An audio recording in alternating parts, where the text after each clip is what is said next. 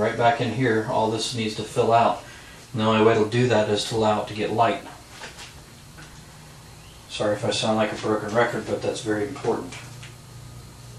This branch right here swoops way around. It's kind of way out of place. We'll trim it back. Keep it in check. Keep the overall look and feel of the tree where it belongs. This branch right here is way too long for where it is on the tree. It needs to be more around that. And of course, every one of these that we're trimming back right now is going to eventually compact the tree as well, and it's going to make it look fuller. This right here is kind of growing straight up. Of course, we don't want anything growing straight up, so we're going to need to remove that. That's going to allow light into here and allow all this to fill out now, which is kind of what we're after anyway.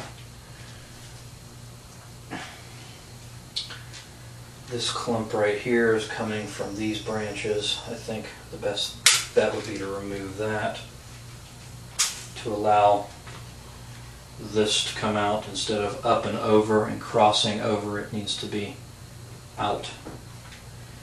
And like I said before, I hadn't been focusing a lot on this tree because of all the other ones that I've had and I've been doing videos on. And knowing this is a deciduous tree and knowing that, you know, eventually I would get to it, and allowing it to fill in before I did a lot of this work helps as well. This side of the tree is really heavy. We're going to see what we can do on this side of the tree to kind of balance it out. You can see this is very sparse over here now, and this side is really heavy and full. And of course that's because this is the stronger side of the tree at the moment, because the majority of the energy was on this side of the tree because of the main branch that I grew out of here.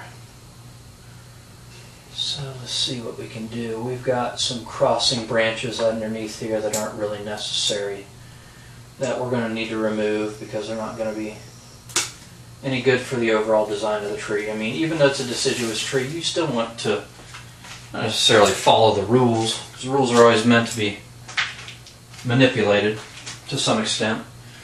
But, you know, if somebody was to get up underneath here and look up underneath the tree, they would see all the tree's flaws, and that's not what we're after. We're not necessarily after perfection either. We're just after a convincing final design for our tree. So, let's see. We've got a few options underneath here as well. What do we want to do? What's going to look better? It's a little bit longer. We've got another one that'll fill that void there. I've got 2 or 3 branches coming out of the same location up here. We don't want that because that'll form a nasty swell later on, so remove one and keep the other 2.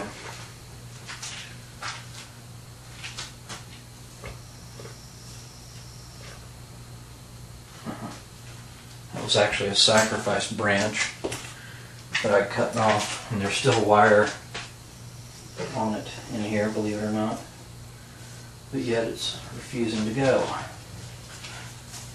So let's see if we can get in here to remove this wire without getting poked.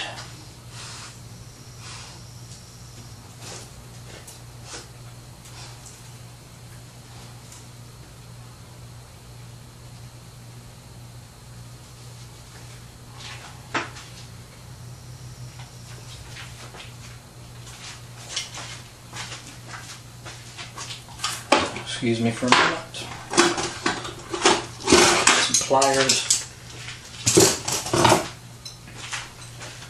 Get in here with these pliers.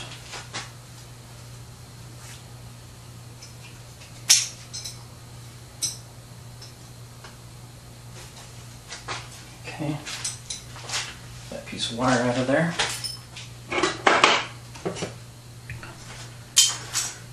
And continue on.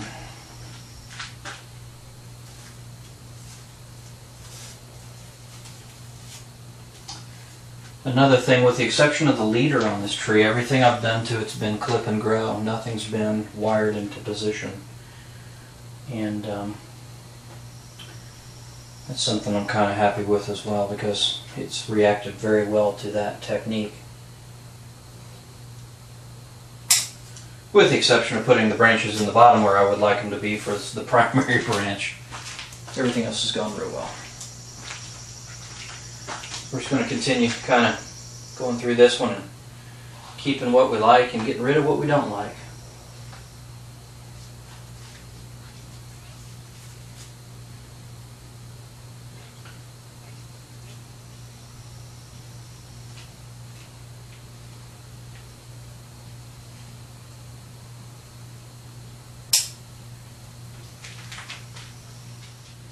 Okay, we're back.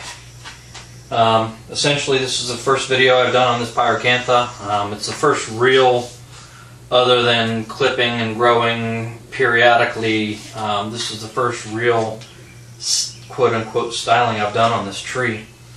What you're looking at right now, where you're viewing the tree, at the angle you're viewing it at right now, is the front that I perceive. It really shows off the nice movement. It puts the scar towards the back of the tree, which is going to help hide it as well. I don't know if you can see this wire right here, but this is why I'm showing you this angle, because that's the potential front. It shows the widest nabari on the tree. It shows the widest flare down here of the tree. And it also accentuates the curves of the tree, the nice curve that it has right there naturally. So that's where I see the front of the tree. I did do a few branches, wired a few branches here and there that we decided to keep because they need to be moved in position now while they're small and they're malleable. Once they get a lot older, they're going to get more brittle. But for now, this is what we needed to do to get everything created properly on this tree. I see one more thing that I'm going to need to trim back, but I'll do that off camera. It's not going to affect anything as far as the overall look of the tree at the moment. But we're going to go ahead and do a quick 360 for you. Stick this one back out on the bench. Let it to continue developing further. As you see on the side here, I did decide to keep that lower branch. I made sure that I wired it up, and it's just about the height with the bulk of the rest of the tree. I'm hoping that this will take off and try to be a leader. If it does, that's awesome. I'm going to let it grow for this season and next season. Hopefully that'll be enough to get the girth that I need. So it'll be thicker than this one. This one here is about the little bit thicker than your pinky finger for the #1 branch. So if I can get this one to grow unchecked for the next 2 years, I'm hoping it'll be about the size of my thumb. And that'll be sufficient enough for a first branch. It's the lowest branch on the tree. It's the thickest branch on the tree. And I think that if you look at the tree now, you'll see why. To me, it balances out the tree a lot more. If this branch right here grows and fills in, and this whole side of the tree fills in a little bit denser, like this side of the tree is, I think overall it's a better looking tree, and it's a thicker, more ancient looking tree for the design. So we'll just do a quick 360 here for you, and we'll stick this one out on the bench, and we'll revisit it either late summer or fall when the berries have had a chance to grow and ripen up. And that's another little trick that I've done. I've removed every berry off of that sacrifice branch, hoping that the energy on it is going to be put into growth. And I've left all the rest of the tree, essentially all the berries on there that I could. So in those areas of the tree, I'll be focusing on berry production, which hopefully, keep my fingers crossed, will help in, slowing down any growth on any other aspects or any portions of this tree. All right, enough talking. 360, and we'll stick it out on the bench.